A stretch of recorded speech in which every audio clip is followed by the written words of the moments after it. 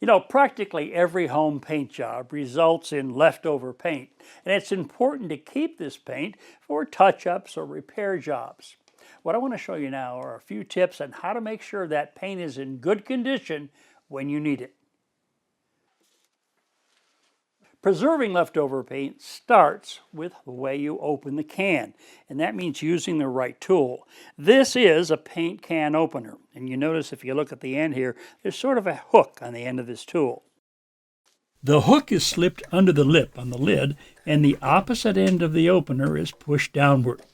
Usually, this process has to be repeated a few times as you work your way around the lid. A screwdriver will work for this job, but it's also likely to bend and distort the edge of the lid, preventing the can from sealing properly, which means the paint, quite possibly, can end up dried out and useless. The next tip to ensure that leftover paint stays in good condition is to ensure that this rim in the can right here is free of paint before putting the lid on. If there is paint in the rim, it can be removed with a cloth or paper towel and a screwdriver. Or you might want to check out this little tool, which is made just for this purpose. It's called the Wipe It Paint Squeegee, and you can find it online. Just set it in place, move it around the rim, and it draws out any accumulated paint and deposits it neatly back in the can. Now, what's even better than cleaning the paint out of the rim thoroughly is to prevent it from getting in there in the first place.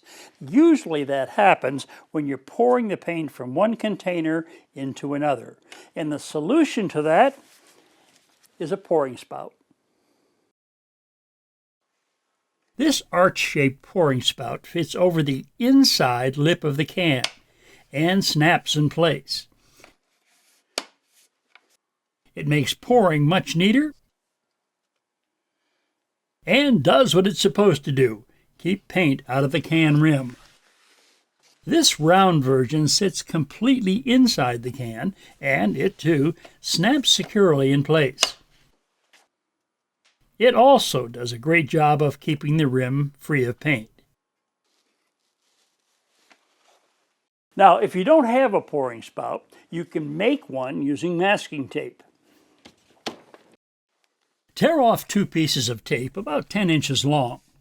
Place the first piece on the rim with the tape overhanging the outside edge by about 3/4 of an inch. Place the second piece in a similar position. The 2 pieces should overlap just inside the rim. Fold the overhanging tape ends back upon themselves and pour away. You'll notice I'm using 1.5 inch wide green tape here. It has a more aggressive adhesive than blue tape and forms a tighter seal. The proof of that is a perfectly clean rim. A paint-free rim makes it easy to seal the can. Just set the lid on top and tap around the outside edge using a mallet. Be sure to label each can of paint by writing the room for which it's used and whether it's for the walls or trim.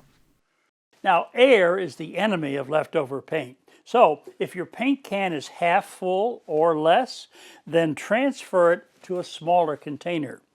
And if you're using water-based paint, then make sure that the container you're putting it in has a waterproof coating. You can tell because it's usually gray. Using a smaller container means there's less air inside.